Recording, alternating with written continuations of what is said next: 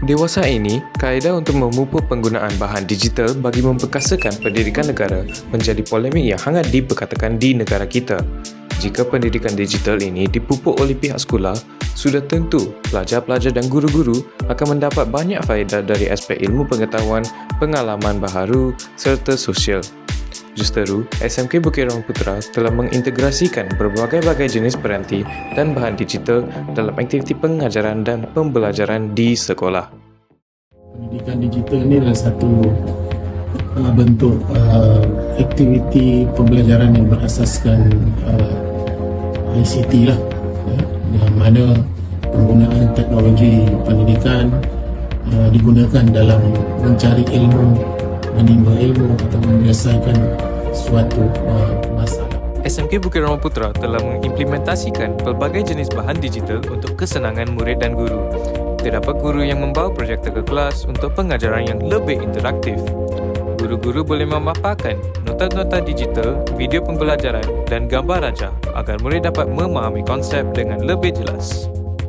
Bahan digital bukan sahaja digunakan di dalam kelas, malah turut disediakan di pusat sumber untuk dimanfaatkan oleh semua murid dan guru.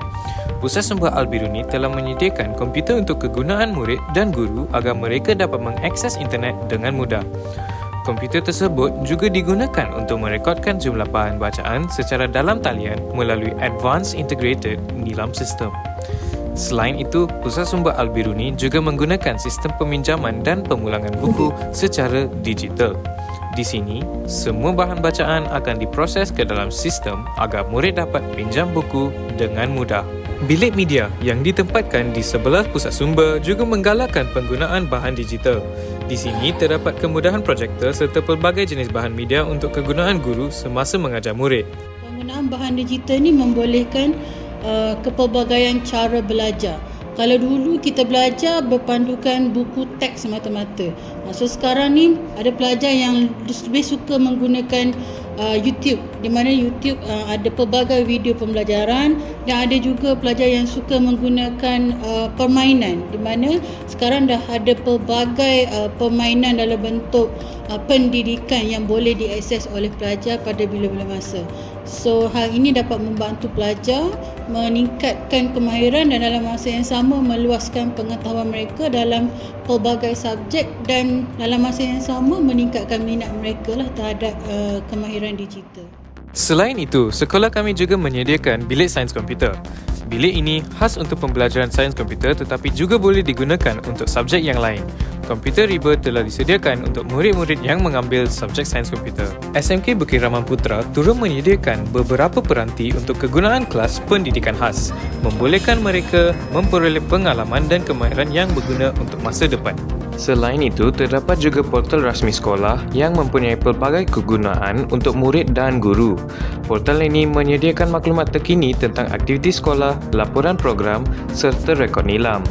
Guru-guru juga boleh mengakses maklumat berkaitan kurikulum dan hal ehwal murid dengan mudah. Tambahan pula, portal ini turut menyediakan pautan ke media sosial rasmi sekolah.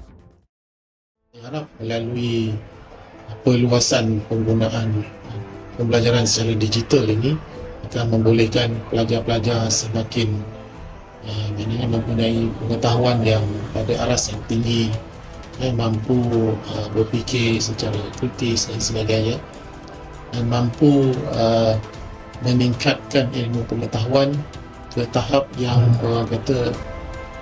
sehingga melahirkan pelajar yang kreatif, yang inovatif dan sebagainya. Itu harapan saya lah.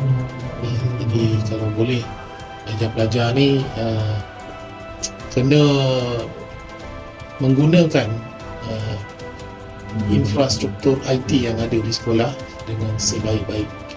Maka, itulah cara media digital mengubah bagaimana kita belajar di sekolah ini. Dengan teknologi, pembelajaran menjadi lebih interaktif, kreatif dan menarik. Masa depan pendidikan sedang berkembang dan kita semua adalah sebahagian daripadanya. Itu sahaja daripada kami pada kali ini dan terima kasih kerana sudi menonton.